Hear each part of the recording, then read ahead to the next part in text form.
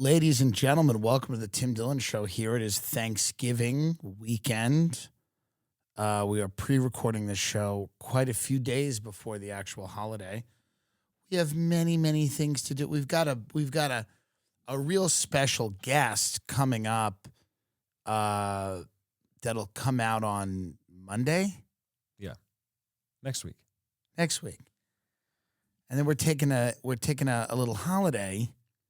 So you're gonna have 2 episodes to binge, and then we'll see you in December, probably, or late November, however that works. And I'm very excited about this guest, Noah Tishby, coming back on. Stop. Why would I stop? Why would I ever stop? I'll never stop trying to get Noah to come back on this show and tank it further in views. That episode tanked so badly that I should have Hezbollah on for every day for a week because that thing ate it. What are you going to do? Timothy Chalamet, what's going on over here in Japan? Or I think he's promoting the Wonka film. I just don't love this. Let's just take a look at this here.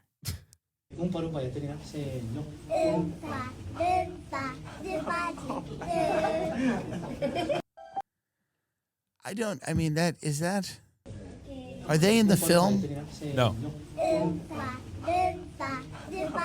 So they're just making...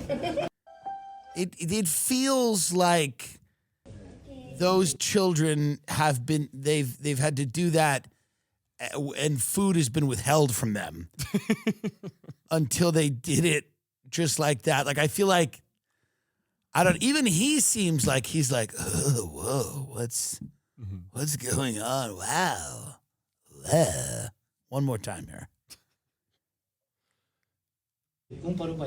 It's just uncomfortable. Are they children, or are they like, do they have a disease where they're like 30? Like the Dobby girl. Like Xiao. I am a huge fan right now of is it Xiao Xiao and Wulong? Get up Xiao Xiao and Wulong. Xiao Xiao is a 36-year-old. Yeah, this one. Go to the third one down there. This is a good one. She is from a province in China, and she's big on Chinese TikTok, and her friend Wulong is kind of a hunchback, and Xiao Xiao has her own issues. But, and this transgender presenter in China seems kind of fun. Like, I know that we're all supposed to be afraid of China, but if this is what's going on in China, count me in. They've got this transgender presenter who's very polished and put together, who looks very good. She's like going the full, she's going the full, whatever it is, doing it, I don't want to say right, but doing it well. It's nice.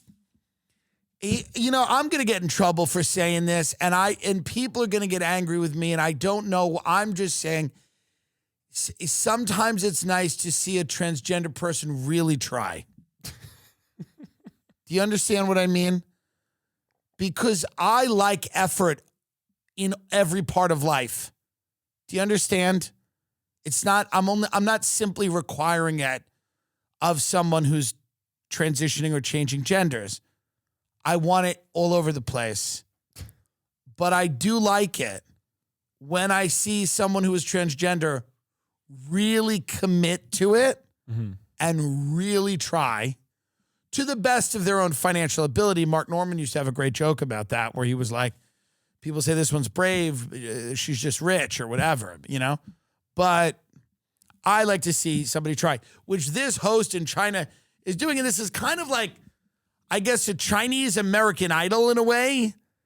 Mm-hmm. I don't know if that's what it is, but let's give everyone a taste of this. If you don't know who these people are, this will be cultural prediction here. this will be more common. We are going to find people that are deformed because this is kind of the final phase of society where it's really the barbarism is coming. Every week I try not to do this, by the way. Like every week I go, I drive here and I go, I know why I'm not as big as like other people. It's just because it's like, how much can you take of this, right? Like even me sometimes, right? I'm like, how much can I take? Like I want to do other things. Like I had a nice Friendsgiving. I talk about that. I could talk about entertaining. I like throwing, parties and seeing people get together. Who cares, right? But I get it. Like I was like today on the way here, I was like, I'm not going to do the whole, it's the fall of the empire is falling in a cloud. I'm not going to do it. But sometimes I don't want to do it. But it's now what is there. It's so if it's, it's hard to infer anything else from the news is my point. It's difficult. I tried to infer. We're going to go later. Fox News literally has an article that's like, here's how you can have a Thanksgiving without killing people that you know. Because they're so used to the people that watch Fox News as being like, I guess, like monsters that they literally every line is like, well, you don't keep a loaded gun at the table. Like it's such a crazy article. But what I mean here about Xiao and Wulong, and I think why they're an important, I know that, even as I say this, it seems insane. But what's important about Xiao and Wulong is that I believe what's coming is a real fascination with deformed people, kind of freaks. It's going back to the 1920s as it was in the beginning, as it shall be in the end. I believe we are going back to the kind of tent era, depression, tent era, carnival sideshow circus. This is what I believe. This is kind of the final form of a lot of the trends that we've seen on the internet. These people are probably being abused, they're being used, but they're getting their fame. And, people are going to say this is a good thing. People debate this. They go, these people are being abused. And then other people go, no, they're not. They love it. And no one knows what's going on because no one lives in this crazy province of China. But I think her family's probably like, we're making a little bit of money here. People like her. She's an oddity. She's an oddity. Mm-hmm. And this was the thinking behind the freak show, right? This person is an oddity, but why not pay money to see them? So this is what a lot of TikTok has become. We are putting humans on display and human oddities, and we are marveling at them. We're gawking. And the latest manifestation of this is Xiao and Wulong, who, by the way, I feel an affection for both of them, and I enjoy what they're doing. Xiao is kicks and hits because she's often angry at others, which I often feel very enraged, and I feel kind of envious of her ability to kind of Wulong, her friend, who I've read about them for several hours, and Wulong, I had a party. It's funny, I had this Friendsgiving, and what I like about it is you don't talk to anyone for that long. You do your little thing with everybody. You go over to Caitlyn Jenner. How are you? She's talking about patriotism. Love it. Go over to Barry Weiss. What's your deal? The Jews? Good. Moving on. We go over to Tana Mojo. Like her? What's going on with the pussy? You're just quick in and out. Bobby Lee, lovely to meet your girl. This one, that one. Santino, a bunch of people came. But for a lot of the party, I was reading about Xiao and Wulong because I'm transfixed. And they said this all started because Xiao, they were doing some type of benefit for Xiao. They brought her out. She sang a song. Her people liked it. Supposedly Wulong only spoke one word before she started doing social media. These are the Chinese D'Amelios. You know how we have Charlie D'Amelio and Dixie D'Amelio? This is what they have. And I take these two over the D'Amelios any day of the week. Without further ado, if you don't know them, you will. They're going to be household names. Is this show part of the problem or part of the solution? I don't know. I don't know if there's a real difference. Xiao and Wulong. 唱唱唱，哇，好听，来唱。啊，来嘛，唱。哦，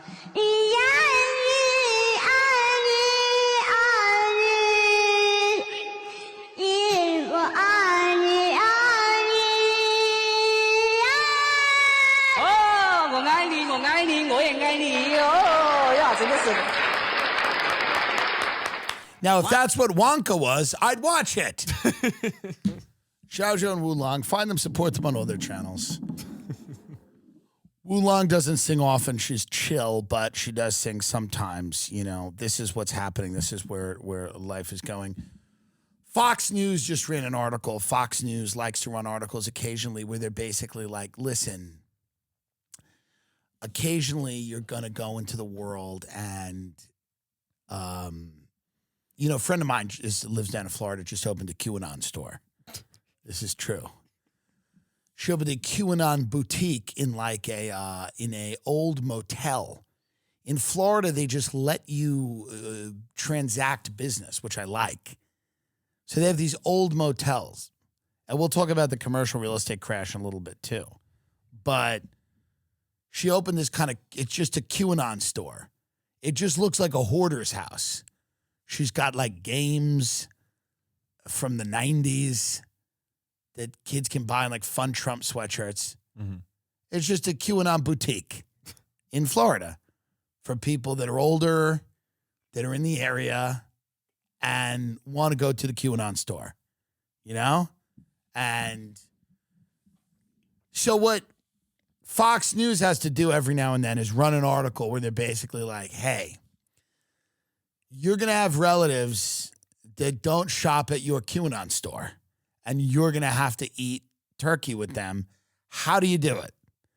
How do you do it if someone, it's very funny because the whole premise of the whole thing is like, someone's coming to your house, they don't agree with you. How can you do it? How to handle combative relatives during the holidays. Welcome to attend with conditions. And this is on the Fox News website. Because Fox News, by the way, for years has been promoting all manner of crazy things, like a lot of news organizations do. MSNBC, any of them. Their job, if you watch the primetime lineup, is not to inform you. The job is to wind you up and send you out into the world like a whirling dervish, where you are just anywhere you can go spread the gospel. But now they're right. Every now and then they'll throw out an article where they're like, hey, it's Thanksgiving. So, okay, there might be people that show up at your house that they don't get it like you get it. They're not in the program like you're in the program. They don't know about the underground tunnels. You do. So you're going to have to just make a choice. You're going to have to ban them from speaking, or you're going to have to set boundaries because it's your house and you get to decide what's real and what's not in your house. This is your reality. They're stepping into your reality. So whatever you've decided is the truth, they got to subscribe to that. Quote, if you're worried about the possibility of fights or quarrels or over any number of topics during the holiday season, mental health experts, which, by the way, what a great term, and God only knows. Mental health experts shared strategies and insights for how to diffuse arguments and how to speak to relatives about your concerns. Don't buy into the belief that you have a perfect family or that the holiday will be perfect, said Jonathan Alpert, a psychotherapist and executive performance coach. Right. Always, right? Right? Mm-hmm. Go back up. Executive performance coach. It's always something else when these experts weigh in. It's never like just some type of doctor. It's like doctor and con artist, like psychotherapist and con artist and, Primerica executive. It's a psychotherapist and sells Mary Kay Cosmetics.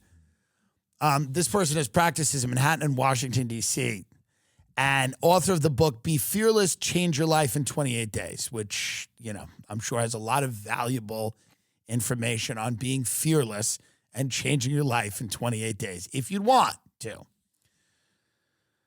By adjusting your expectations, you're less likely to be disappointed and stressed should something not go according to plan, and you'll be able to take the pressure off yourself.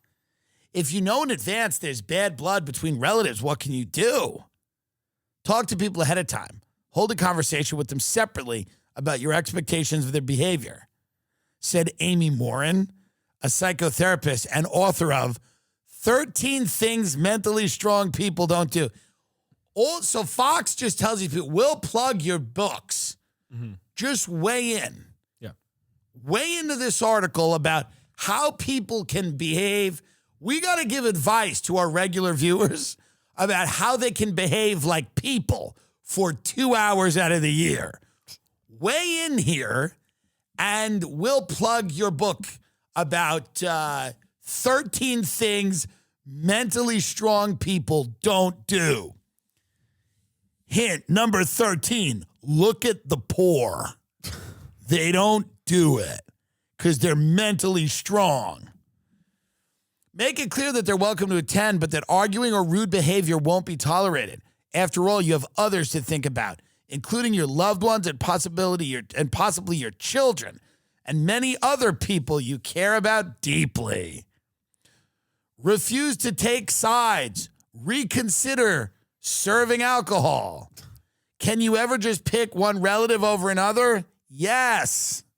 You can certainly just pick one relative over the other. Sometimes family rifts stem from serious issues like childhood abuse, crime, or substance abuse. You don't have to invite people to your home just because they are related to you. Right. So if someone in your family is raped everyone in the family, Fox News is telling you you don't have to invite them. But what if they agree with me? Well, that's tough. That's hard. If the rapist is on your side politically, it becomes different, You're a neutral party who wants to invite everyone, and you aren't interested in listening to complaints about the other person. You might decide to pick one relative because you want them to feel emotionally safe, or because you want them to attend the gathering and they wouldn't if the other person was there. Do you warn both people to be on their best behavior ahead of time? Who is this for? Who is this for? What person is sitting at home going, God, I don't know. I don't know how to do it. Look at this. What if the relative isn't at odds with a particular guest, but just has a combative personality? Fox they're basically like, what if this person is going to come there and say something you're uncomfortable with? What do you do? What can you do? How do you turn your Thanksgiving table into a fascist dictatorship of which you are the dictator? That's really what it comes down to. That's the whole article. The whole article is like, how do you? Because they bury it in the mental health crap, which they don't care about at all. Mm-hmm. And they're basically like, yeah, how can you avoid disagreement? How can you avoid disagreement? Now, several people have the benefit of armies or intelligence services that will disappear people that disagree with them. Now, you may not have the financial wherewithal to do that, or you may live in a type of place where murder is outright illegal. So what you have to do is find different ways to shut down anyone that would disagree with you about anything. Because we here at Fox, we know what you want to do. We know what you want to do. You've hosted the event, and you've hosted the event because you want to basically get everyone around the table and yell and scream about the Guatemalans. Now, that's fine. But someone might ruin this by going, hey, they're people, kind of, right? Like the softest defense. They might provide like the thinnest defense of, for example, like somebody at the kitchen table might be like, it feels like 12,000 people is a lot of people to kill in Gaza. And people are like, you're out of line. You're turning this holiday upside down, you sick fuck. Fox News, how do you turn your Thanksgiving into a fascist dictatorship where everyone is afraid to have a different opinion? Look at this. I love this. How do you keep hot topics out of the conversation? Fox goes, this is very difficult to do as we cannot control other people. By the way, there's no idea here. So we're supposed to believe that the person who's reading this on foxnews.com is just an innocent wallflower who's terrified. This is the Fox News watcher. They're terrified about people coming to their house and starting up. It's very difficult to do as we cannot control other people. However, if and when hot topics come up, you could set a boundary by saying something like, let's not get into XYZ. It could be controversial and we're all having a good time. Why don't we talk about ABC instead? Can you say to a relative, I can't have this in my home again. I can't have this in my home again like last year. And by it, I mean your mixed race child. I think it would be better if you visited another day.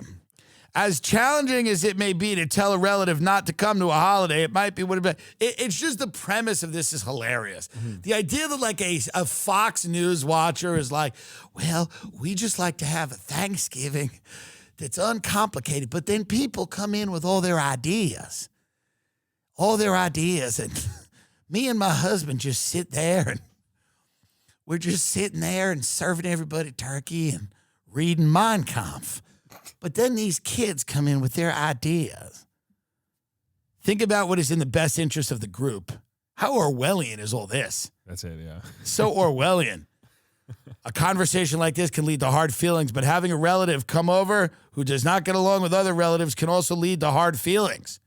What is it? Like, what world are we living in where there's articles being written about like, hey man, someone might come to your house and you might have a disagreement. Here's a 10-point plan to make sure that doesn't happen. I mean, how crazy is that? Mm-hmm. And then everybody's like, well, everybody's in a bubble. Why is everyone in such a bubble? Everyone's in a feedback loop. Nobody's, because you have articles telling people the mildest disagreement, like make sure, draw the battle lines before they get there. Let them know. It's like, guys, let shit fly. Let it fucking happen. It's Thanksgiving. That's what it's supposed to be. People are supposed to disagree and fight. It's supposed to be uncomfortable. People are supposed to sit on a couch, in that tryptophan haze, in a coma from the turkey, and they're supposed to just, start fighting, about nonsense. That's the whole point of the holiday. They're supposed to argue. Everybody is so ill-informed at a holiday party. It's great. And then they're all tired and drunk, and they don't really know what they're talking about. And that's when you get real raw, fun collisions of bad ideas that both parties have. Mm-hmm. And that's what we should do. Why are we trying to avoid that? It's the literal point of the holiday. It's the point of you don't care about seeing your cousin for the most part. It's fun to watch stuff pop off. When my father and his wife brought their dogs to my grandmother's house, and my uncle flipped out and screamed about it, and he was in the right, by the way. You just stop bringing your dogs places if they're not invited. It's just what it is. I love my father and his wife, but I'm just saying in this particular instance, I thought my uncle had a point there. That I think that's good. Mm-hmm. Why avoid that? I grew up in an Irish family where people fought a lot, sometimes physically. There was a lot of, a lot of loud people, a lot of opinions, a lot of hostility being expressed. I think that's incredibly healthy. I don't think avoiding all of that is good. I think it's part of the fun. Part of the fun of a Thanksgiving is to get it going. Like if you're a young person, tell them you're in Hamas at Thanksgiving. Go, I am in Hamas. Show up in a hijab. Give your grandmother a stroke.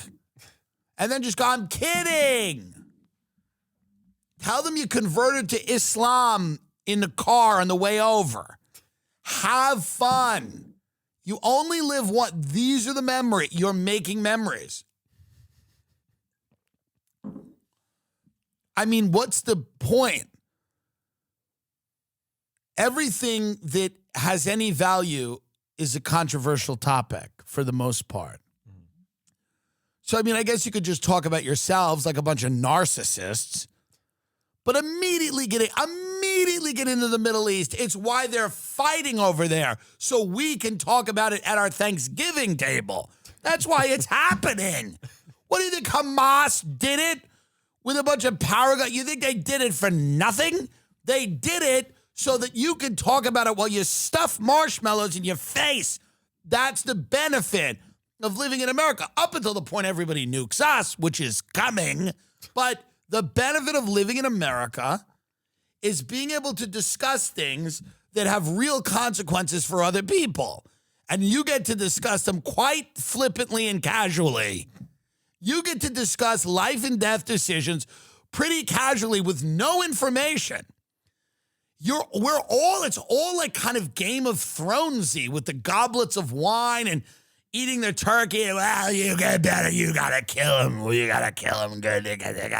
Well, they have to do it because they're under the hospital. That's why you don't know, because they're in schools, those people. So the kids are at the school, but you gotta kill the people under the school. That's where it is. That's what you have to do. This is the benefit of being an American. The benefit of being an American is that you get to engage quite casually in discussions and topics that they have real consequences for people all over the world, and you get to just sound off on them. From the minute you can talk, you're allowed to do this, and there's no better time to do it than the holidays. There's no better time. There's a captive audience. Everybody's eating and drinking. You don't see these people a lot. It's good to see what they're into and about. Why not? Why avoid it? What are you going to fucking talk about? It's so boring if you're going to, like, I like a little bit of, and we would fight about personal things, my family, more so than political. But I don't think there's anything wrong with having a knockdown, drag out by two ill-informed people on either side of an issue that don't really have any facts and are arguing to mask the emotional problems that they are having that don't have anything to do with this issue that they don't really care that much about. I don't think there's anything wrong with masking the emotional pit of despair you were in because you're in a loveless marriage by screaming about Gaza. I don't think there's anything wrong with it. I think it's as American as apple pie. If apple pie is American, going to Thanksgiving with your loveless wife, your loveless marriage, your wife who hates you and you hate her, and you're just doing it. You're doing it because you've been doing it for a while. But you know it's coming to an end. And you know dating after 40 ain't great. And you know there's going to be a lot of lonely nights, and you're going to have to get back on the horse. And you know your wife, is basically, she's going to rebound a lot quicker than you, and that bothers you too. And you know this. You know it.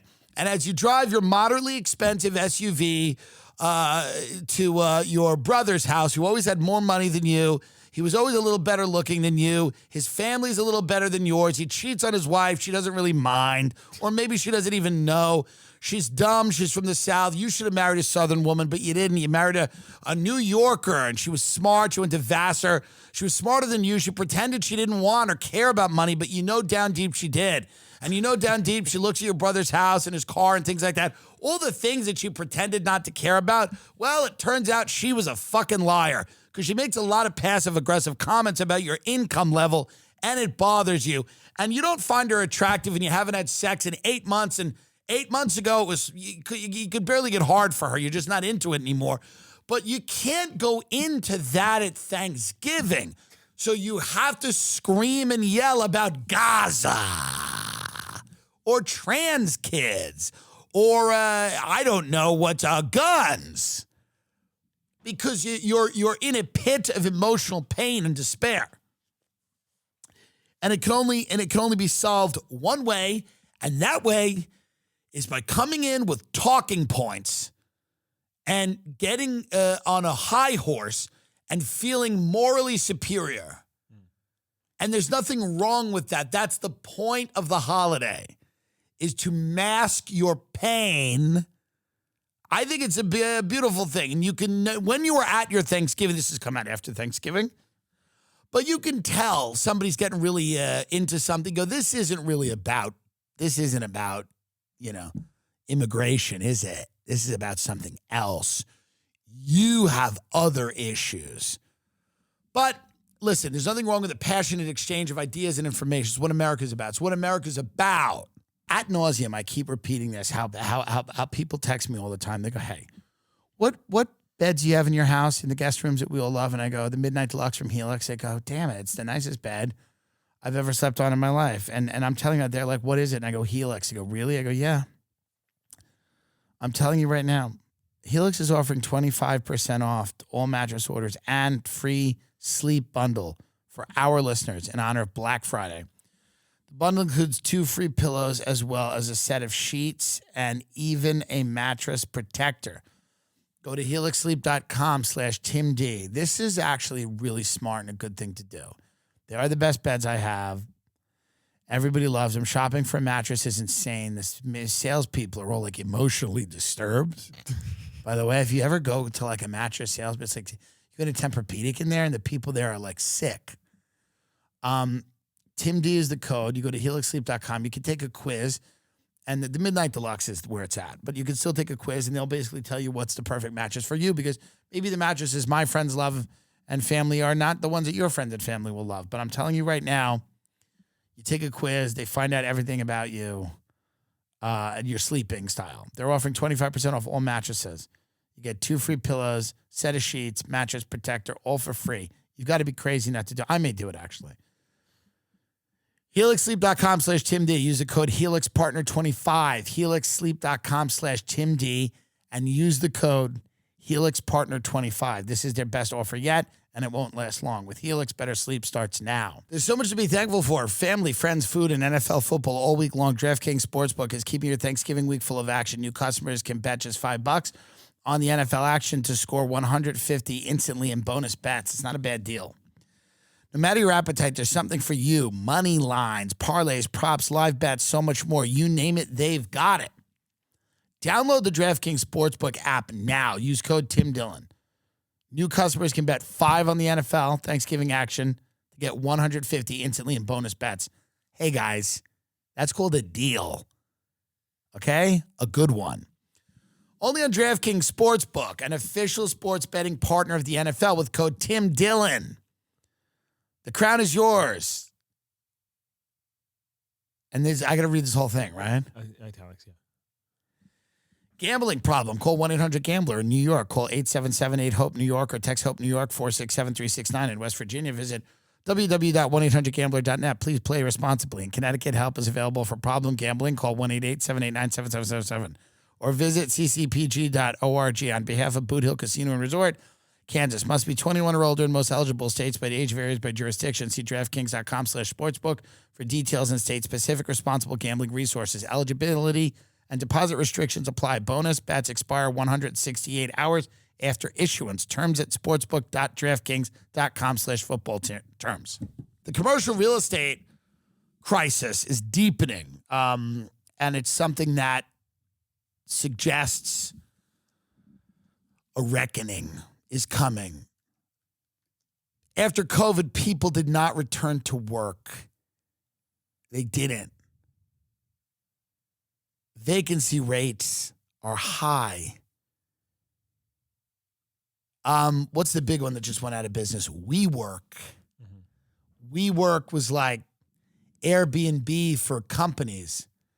They would just have these office spaces, tens of thousands of square feet for people that needed to work.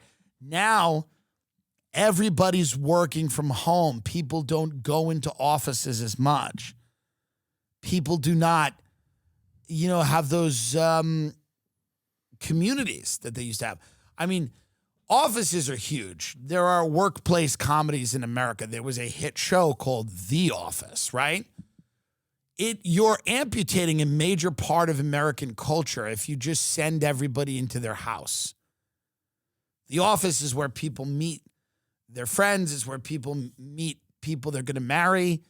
It's where, they have a lot of the formative experiences as a younger intern or as somebody. You're looking at these old people in your office and you're going, fuck, I don't want to end up like that guy. Or, God, what I wouldn't give to end up like that guy. And I worked in tons of them, and I know exactly that is what's happening. And I worked with them as a young guy having those things. It's very interesting to look at the evolution of physical society into a digital one, which is what's happening, where the new office is a Zoom meeting. It's a Microsoft meetup or whatever it's called, Google Hangout, whatever these things are called. And that's the new office. And people are not going into a physical structure, and they are staying home, and they are, more isolated than they've been. And they don't know their coworkers as well as they would have if they sat next to them or went to lunch with them. When you are face to face with somebody, the relationship you build is different than the one that you build digitally. This is just Mark Zuckerberg might not want to hear that. The people that are making billions of dollars shutting everybody into their homes and hooking them up to a computer like an IV don't want to hear that it is significant to be in someone's physical presence, sitting there, talking to them, hearing them. Instead, diminishing everything to online is, I think, going to be quite a negative for people. I don't think it's good for people to work. Number one, I don't think it's good for people's marriages. And we saw this during the pandemic. I think people have to get out of their house.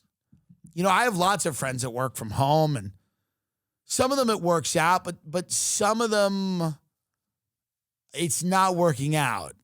It's putting a strain on the marriage to be in the same house every minute of every day. And they don't have this social, community that they had. But commercial real estate is probably going to collapse. People cannot get loans. The way that commercial mortgages work is that people are constantly refinancing them. They're constantly modifying them. And if they can't get new loans, those things are hard to do, and they head into foreclosure. This is from the Post. The commercial real estate market is headed for a severe collapse due to, in large part, sky-high interest rates and declining property values. Nobody wants these properties anymore because they know it's not boom times. They know they're not going to get the rents that they would want. They know that a lot of these properties are going to sit vacant. When asked when they believe the price of office properties will hit bottom, 44% said they expected that to happen in the second half of next year, while 22% said it will be in the final 6 months of 2024. Just 6% of the 919 respondents said that prices would bottom out this year. So people think this is a long slide. 30% of people are saying it won't bounce back till 2025 or beyond. The Fed has raised rates aggressively over and over again, and there is just less, which is why, it's like, my friend who's got a little QAnon boutique in Florida, it's in an old motel. And it's kind of clever what they're doing there because they have this old motel where you can set up a boutique of the MAGA shit and the QAnon memorabilia regalia. Why not? Why not? I'm telling you right now, some $270 billion in commercial real estate loans held by banks are set to mature in 2023, according to TREP. Over the next 4 years, commercial real estate properties must pay off debt maturities that will peak at $550 billion, according to analysts in Morgan Stanley. Vacancy rates are at 30-year highs in many American cities. Q1 of 2023, New York City, vacancy rate 22.2%. That is the most dynamic city in the world, the largest central business district in the world, New York. Wow.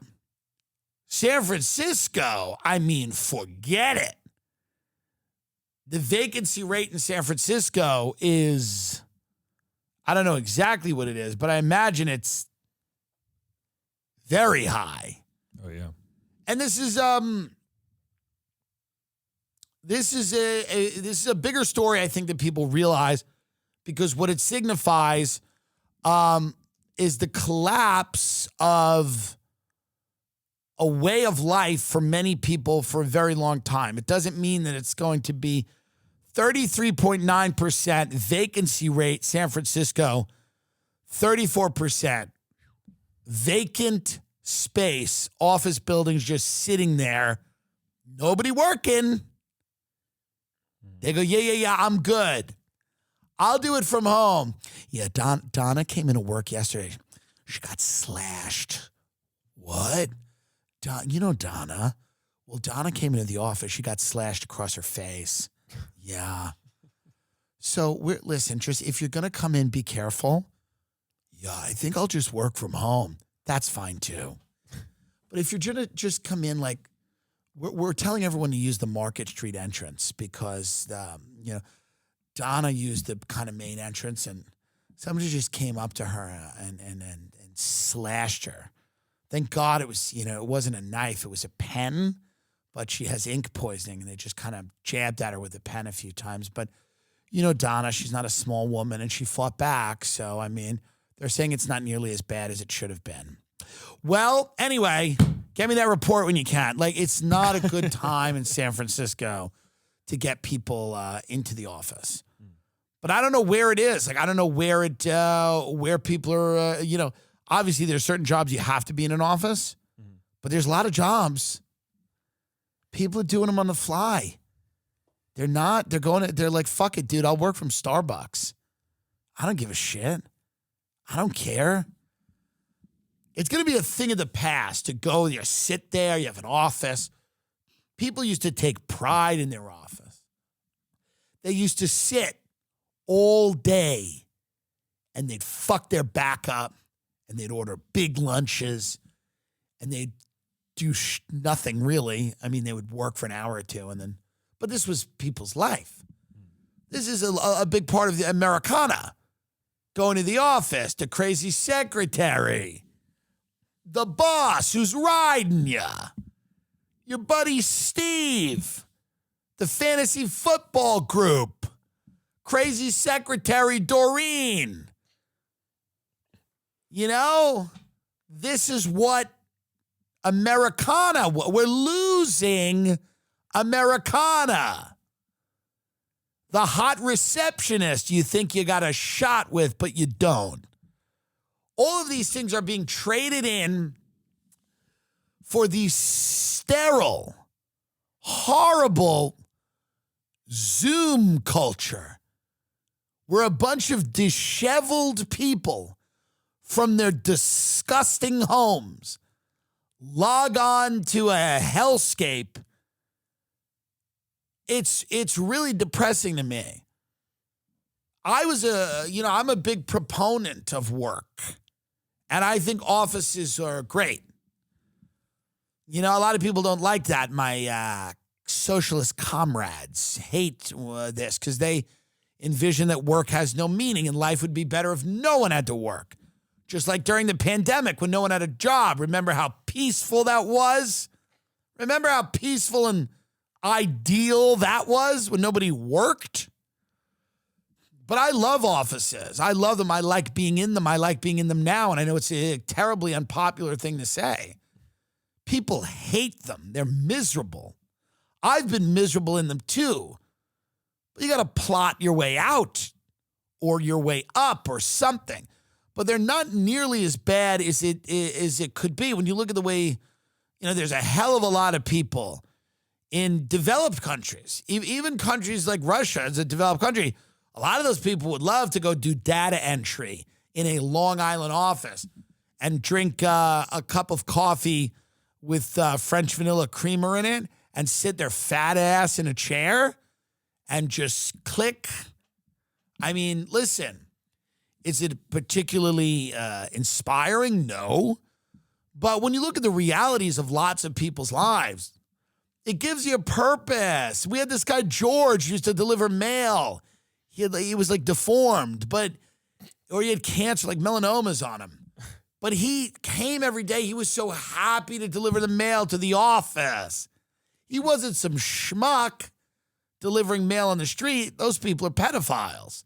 He was delivering it to the office, and sometimes the big guy would come out and go, "Hey, George," and they remembered his name. And where do people like that go? Where do people like that?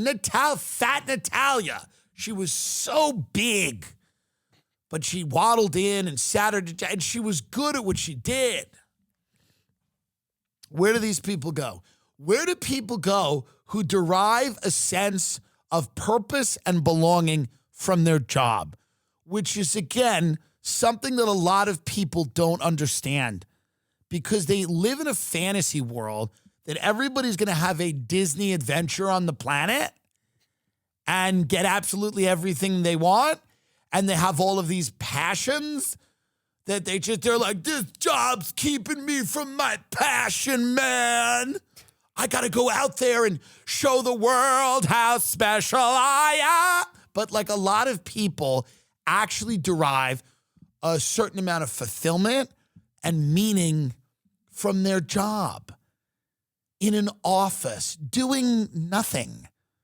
It's not that important what they're doing. They're just not sitting in their kitchen. It's forced social interaction for a lot of these people. Mm-hmm. And it worries me.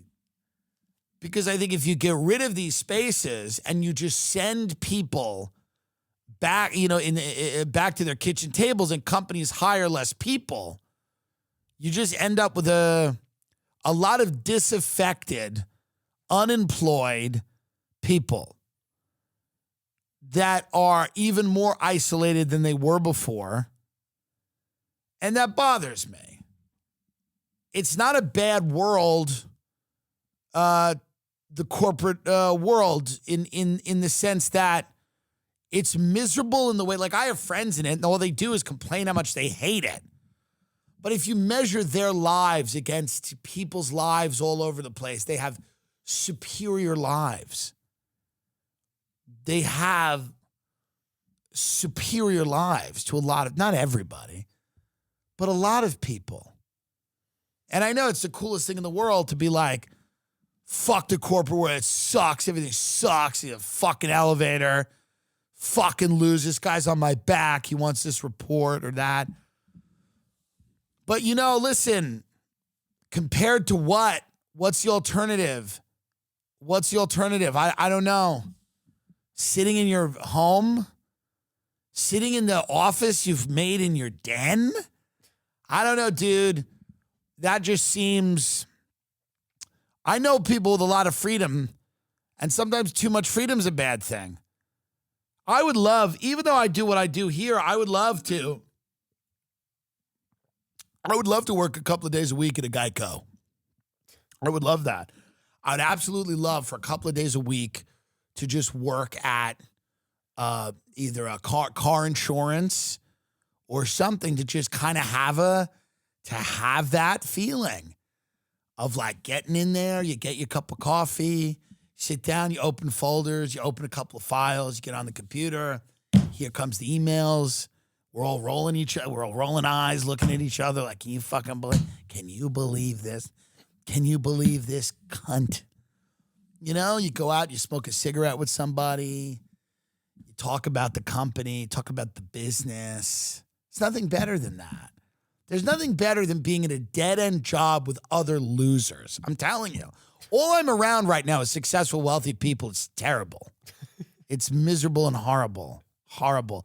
They all just want to take ayahuasca. That's all these people want to do is, they're all so goddamn rich. All they want to do is take ayahuasca and open their third eye and fourth eye and fifth eye. They want to all keep just taking different forms of DMT until the aliens get so sick of them in hyperspace. They keep going, you again? These aliens are in the other dimension going, will you go to work? Get a job. All these people are just every need, every need has been removed from their lives. So they're just like endlessly trying to explore their inner child. They're like fingering their inner child all the time. It's like, it's so annoying. Like you can barely have a real conversation with any of them because they're up their own ass so far that they're like, it's crazy. So there's nothing better than being at a dead-end job with broke losers who have given up, because then you're going to actually have the best conversations. Some of the deepest, realest conversations I've ever had with anybody have, certainly not at my Friendsgiving, but the deepest, realest conversations I've had with anybody have been outside of like a call center or a mortgage office or whatever, smoking a cigarette in an empty parking lot, going, what the fuck are we going to do? How does this? You become like war buddies in a shitty job where people aren't going anywhere. You actually have, it becomes fun. Now, yes, there's negatives to that. I'm not an idiot. But what I am saying is like, you close down all the offices, you throw away all the French vanilla creamer, you throw away all the Keurigs. What do you think happens?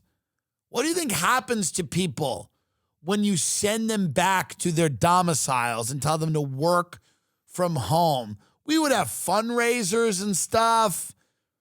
This is, now people hate it. People hate it. It's roundly criticized as being a meaningless way to spend your life. What a meaningless way to spend your life in a corporate America. It's meaningless. It's so mean to provide for your wife and kids. God, it's meaningless. Didn't you ever want to paint? And this idea that everybody is just shoving all their dreams down deep into them and then going, and there's some of that for sure, but also we're running a society here. Someone's got to work. Not everyone can fuck around all the time. Not everyone's going to be a millionaire because they invented a sock company. People are going to need to work. Someone's got to be a cog in a machine. Someone's got to be that guy. Someone's got to be the guy that walks into the office. You go, oh, God, it's him. Someone's got to be that.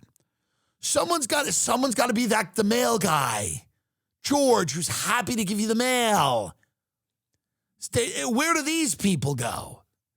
Everybody's not going. This whole ethos of like online hustler culture that we think that like everybody is just one crap psychology book away from being the CEO of their own empire is got to stop.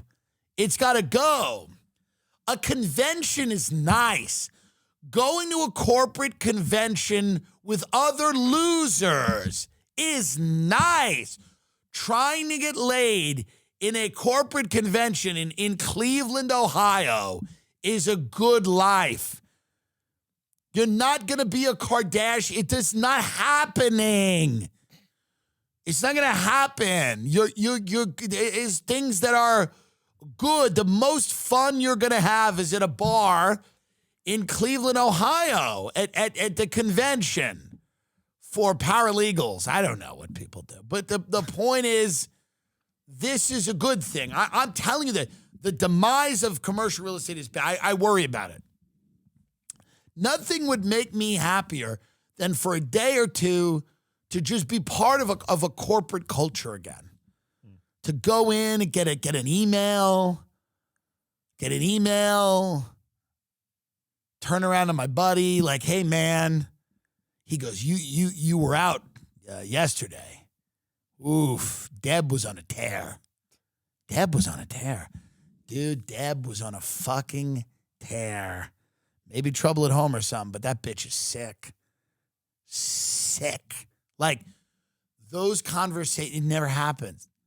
You're not allowed, it's like, when you work in those jobs, you're allowed to hate. It's encouraged. You're allowed to hate. You're allowed to be bitter, resentful. And then, how are you going to do that at home? That'll ruin your marriage. Your wife doesn't care about your job. She doesn't want to hear about how much I hate everybody. That's why you have an office. You have friends. You have buddies. You get a cocktail after work. You're allowed. I mean, that's got to go somewhere. That resentment, that ball of the anger you have inside of you, it's got to go somewhere. It's got to go to your buddies, to the left, to the right. What's wrong with Deb? She's a sick bitch. Deb's a sick fuck. She's sick. A couple of weeks ago, she thought she was having a stroke. That's how fucking wound up she gets. One day she is going to have a stroke because she's sick, man. That has to go somewhere. You can't say that to your wife at your house. Remember Deb? Deb, she's an underwriter. Well, she's sick.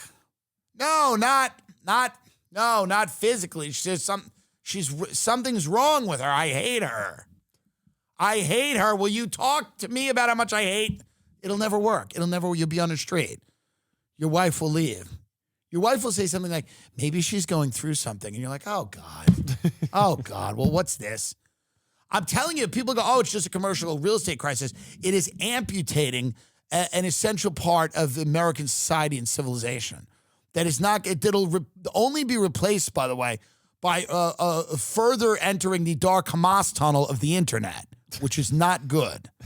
We're at 55 already? Yeah. God, so much else I want to talk about. But does anything I'm saying make sense? It does. This is a great defense here of dead-end jobs. They're important, but they are important. Yeah. They are really important. And I know that you don't agree with anything I say because you drink the Kool-Aid. What do you mean? Meaning that people at your generation has been everything I'm saying about the embrace of the dead-end job, the embrace of the sterile corporate culture is antithetical to everything that you have been told and everything that I have been told too, which is to follow your dream and the rest of all that horse shit. Mm-hmm. Right. Yeah, we're supposed to aspire. Yeah. Right. But don't you agree with me? Yeah, I mean, there's got to be pawns too. I mean, we all heard that phrase. It's not even about pawns. It's the happiest you'll ever be in your life. I'm telling you. Will anyone listen to me? The happiest you'll ever be in your life is in a dead-end job. You go, you know, Deb, I hope Deb gets shot in the head. I would love to see her shot in the head. Everyone's laughing. Nothing's better than a laugh at work. A laugh at work, your buddies go, Chuck's hilarious. We did this whole thing. He acted out Deb getting raped. But I'm just telling you. I'm telling you right now. I wish to God I wasn't rich. And I didn't live in this goddamn mansion. I wish to God I worked at Geico.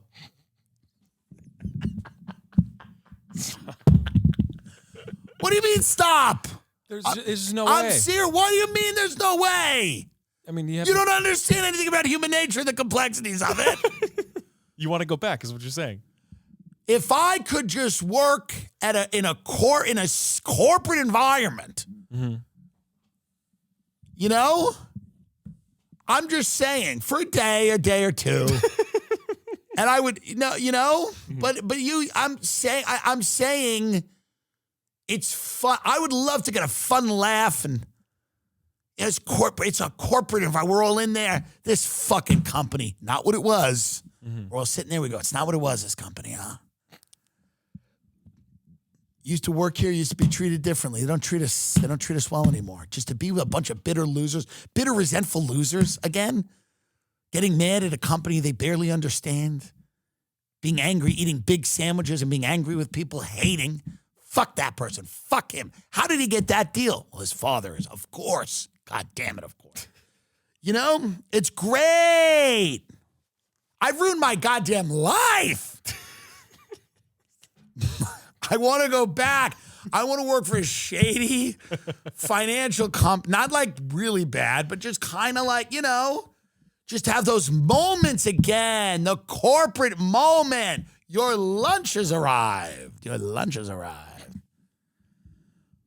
Your lunch has arrived. Chicken cutlet, honey, pesto, mayo, roasted red peppers on ciabatta, a little side of macaroni salad or tomato salad, and hatred and anger and pomposity, to be pompous and to know better. And when the young guys come in, you go, you don't really know how it works.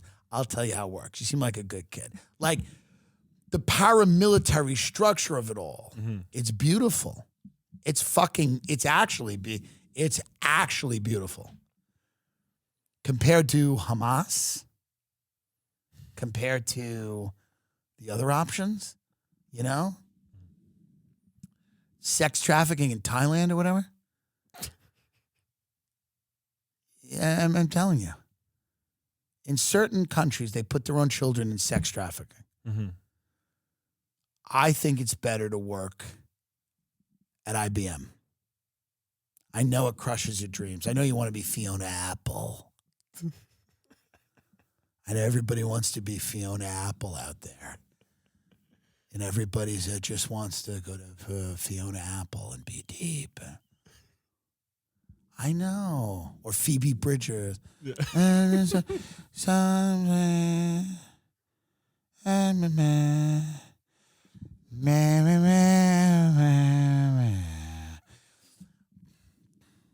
I'd respect Phoebe Bridgers more if she worked at IBM, personally.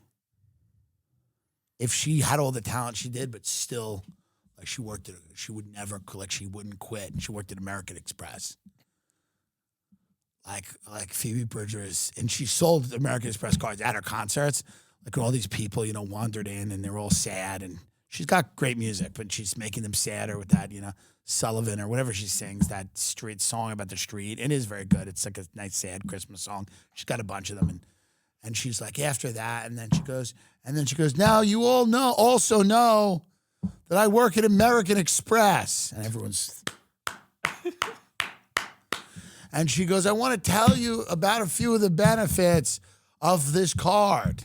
And then she starts doing interest rates and points and everything. And Why do you have to choose one or the other? Why do you have to choose one or the other? Kevin Hart's not. He's Chase. He's got a card out now. Mm-hmm. He's got a card. God, I'd love a card. What about the Dillon card? Chase wouldn't do it. Who would do it? Amex. No, we'd have to go. We gotta go. We gotta go low. We gotta find like a teacher, like a teacher's credit union for like, we gotta find like some real scumbag arrangement. I'm just telling you, like this was the depth of this episode is gonna escape people because people don't know how lucky they are. This is my point. My point is this, and it's a pretty salient point. People do not know how lucky they are when they're this mundane life that you've created is actually great. This life of nothing is actually good. This life of like, ooh, someone brought donuts is actually good. It's actually peak civilization. How about that? It's actually peak civilization.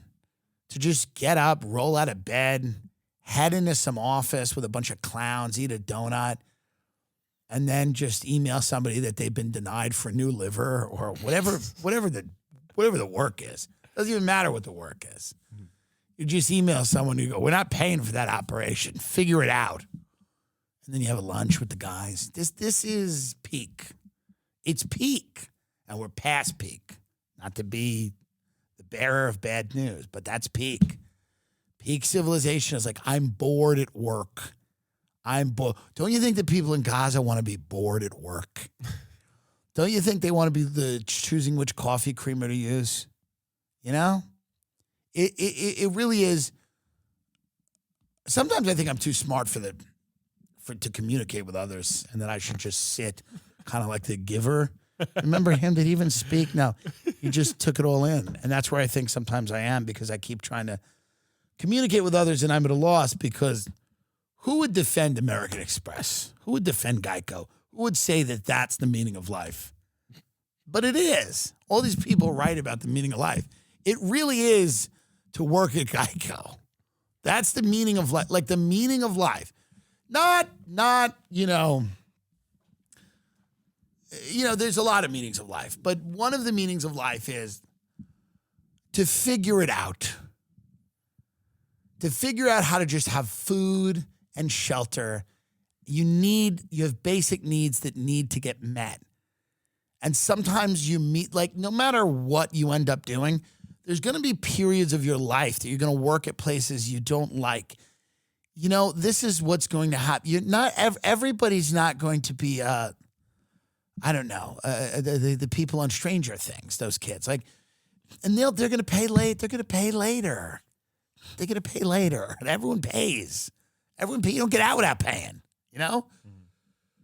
So what I'm saying, and a lot of people might disagree with me, is that a dead-end corporate gig where you're not too low and you're not too high and you're just kind of riding in the middle and you're going, you got a couple of free tickets to the game, you're taking some client, he's a real schmuck.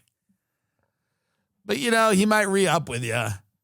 You realize that's it. That is you did it. You did it, because the world is war and hell and famine and chaos and, or people taking ayahuasca in their Rolls Royce, try to figure out how deep is it?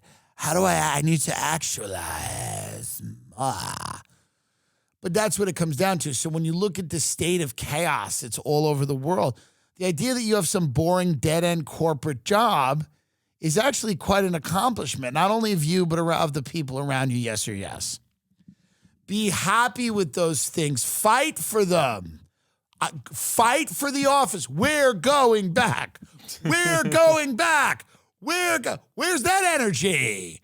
It's all for Israel and the Palestine. Where's the energy to go back into the office, to crawl back into it?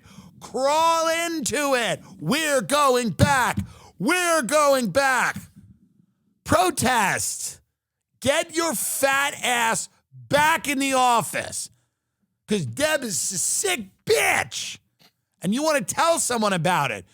I'm telling you, your life will not get better. Fight for this. No one's going to listen to me. God, they'll play this years from now. Years from now, after the people in this town have had me killed. Years from now, someone will hear this and they'll go, God, he was fucking right. God, he was right. We should have fought for the shitty little deli in the basement of the building. We should have fought for our office. We should have fought for the break room. We should have fought for it, for civilization. We should have fought. When we had the chance, we didn't, because we were all pompous and we all thought we were better than that. And we didn't need it. We didn't need to see each other in the flesh or talk to each other. That life was a series of gigs or schemes. Jobs were for losers. Schemes were better. Gigs were better. Even though they only enriched the fucking apps on our phones and kept us on a perpetual wheel, offered us nothing in the way of cohesive social environments. We all became lonely freaks in our cars, our houses, our apartments, on messenger bikes. Task rabbit, showing up, installing a TV, and then leaving. All of this stuff. We didn't fight for the great American office, the great dead-end job, the great middle-class, mediocre, God, I wish I had fucking applied myself in college and I wouldn't be in this dump. The great backyard beer with your neighbor. Fuck this place, 30 years. They tell you to fuck off at the end. I'm telling you, you didn't fight for it when you had the chance. The biggest regret of my life is that I don't work in an insurance company in Ohio. The privilege. You think I like driving this Bentley? It ruins every other car. I'm in a rental right now. It's insane. It's an Infinity. It's insane. I don't even know how it even happens. This Infinity truck is horrible. My greatest regret in my life is that I do not work in insurance in Ohio. Be smart. Fight for these things. I'm telling you. So many of you are not smart enough to understand this episode. It's very hard. It's very hard for me. How do I have a career at all? Right. You're right, because now I was killed in a tunnel by MI6 and the Mossad. All right. You keep doing this all the time. But you're right. I actually believe that the happiest I've ever been is not when I was going to Africa pretending to care about the babies. The happiest I've ever been was when I was in a bank with my girlfriends and we was all talking about who had bigger dicks, or the bankers, which banker had the biggest dick. That was really fun. I didn't like Africa. It was depressing. That's Princess Diana saying what we all know. Well, I hope. Do you understand what I'm saying? You've shook your head multiple times, but it's so hard, I think, to fully grasp if you're not a full genius. I'm not as enlightened as you, but I do see where you're coming from. I do see, how the mundanity can be enjoyable. It is. Not only is it enjoyable, it is it. That is it. Enjoy that. There's a few great moments and a few terrible ones, but in what you do every day is what your life is. Mm-hmm. People don't realize that. And they don't realize the purpose it serves. They're always looking for something else. It's very American to do that, by the way. This holiday season, just don't treat yourself to a one-time gift. Give the gift that keeps on giving all year round with Box of Awesome from Bespoke Post. Every month, the Box of Awesome is filled with carefully chosen gear from the best small brands around the world. Let's see what I got this month. My box this month had really cool stuff in it. I had this little mini candle that was really cool, like a little candle, like a fall scent. And it was really beautiful to have it. And I enjoyed it. And it also had, a pack of nuts, like mixed nuts with the way they do them with the fall, kind of fall smoky and sweet, the flavors. And I had a lot of stuff in there. I'm trying to remember what the other third thing I had. White phosphorus.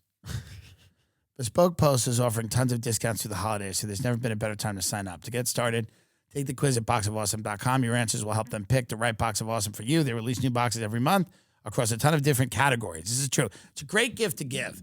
Each box is valued around $70, but you only pay a fraction of that price.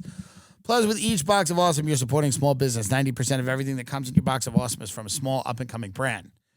This is great. You got people moving, different place, going to college, whatever it is. This is like, you send this to somebody, and every month they're reminded of how cool you are and what a good person you are.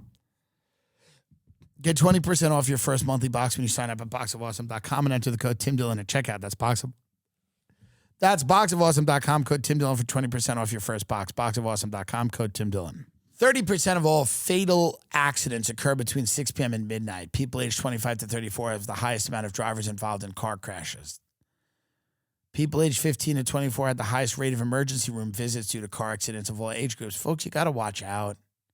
You got to protect yourself. Morgan & Morgan, America's largest injury law firm. They have over 100 offices nationwide, more than 800 lawyers. They've gotten over $15 billion recovered for their 300,000 clients. They've got a proven track record of fighting to get you full and fair compensation. Morgan & Morgan has been fighting for the people for over 35 years. Submitting an injury claim with Morgan & Morgan is so easy. I'm telling you, got to do it. If it happens, if you're in trouble, reach out. They're going to help. This is what they do. Don't go it alone. Don't bear the burden yourself. Reach out to a personal injury law firm like Morgan & Morgan. So many people out there, they're like, I just carry this burden myself. Don't do that. Get help. Call to action. Oh, fuck, sorry. If you're ever injured, you can check out Morgan & Morgan. Their fee is free unless they win. For more information, go to forthepeople.com/Tim or dial pound law, pound 529 from your cell phone. That's forthepeople.com/Tim or dial pound law, pound 529 from your cell. This is a paid advertisement. Because I can't get another job, although I'd love to, I would like you to go to timdilloncomedy.com and see the shows on the rest of the tour. Detroit, Toronto, Austin, Brea at New Year's, Columbus, Ohio, Bethlehem, Pennsylvania, Washington, D.C., Northfield, Ohio, San Antonio, Texas, Dallas, Texas, Atlanta, Georgia, St. Louis, Missouri, Indianapolis, Indiana, Boston, Massachusetts, and Foxwoods in Connecticut. We've also added Schaumburg Improv and the Dania Improv in Florida. They should be on sale, I believe. Schaumburg's in Chicago. Dania Beach is in Florida. I sincerely hope everybody had a great Thanksgiving, and I sincerely hope everybody found ways to navigate the social climate at your parties. We're recording an episode with our special guest, surprise guest. Hopefully it will make some people happy and some people won't be happy. And this is the thing, right? Isn't that the thing? And I'm going to sign off now, but I wish, let me tell you what I wish I was doing. What I wish I was doing.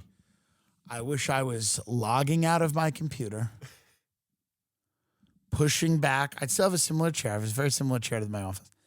Pushing back from my desk, getting up, someone's looking at me. They go, quitting time, huh? I go, yeah. They go, yeah, you're in late tonight. It's 6:15. They're being a wise ass. Oh, you're late tonight, huh? Burning the midnight oil. I go, yeah, we're just a couple of guys who gotta go get a drink. I go, yep. You walk out, you stand in that parking lot, that kind of empty parking lot. You get in your car. It's not the nicest, but it's not the worst.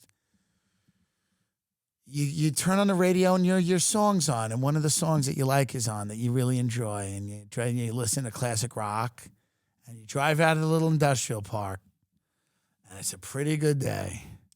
It's a pretty good day because you're living your dream and you don't even realize it. You don't even realize that you're living your dream. That's actually the only dreams you can live are the ones you don't realize. And You're driving in your car and you're happy, and this is not going to end with you getting killed on the highway, which is every story I tell ends with like, oh, you're sideswiped on the highway. But you get to the bar, and there's a couple of the guys at the bar, and you're sitting there, and you have a cocktail and you have a drink, and you're sitting there, and you're just joking around about nothing, and you're like, it's all nothing. Everything we do is nothing, and the breeze hits you in a certain way. And you put your phone down for a minute and you're just kind of watching the game or having drinks with a few people. And maybe you got a couple of kids, maybe not. Maybe you got a wife, maybe not. Maybe you're a single guy and you're young, you're starting your thing out. Maybe you're in between people or whatever. But for the moment, things are fine. You're there. You're alive, and you need nothing else on the planet. That's all you need. And all we have done is told people that they need much, much more than that. That's the problem. All you need is life. That's not all I need, but it's all you need.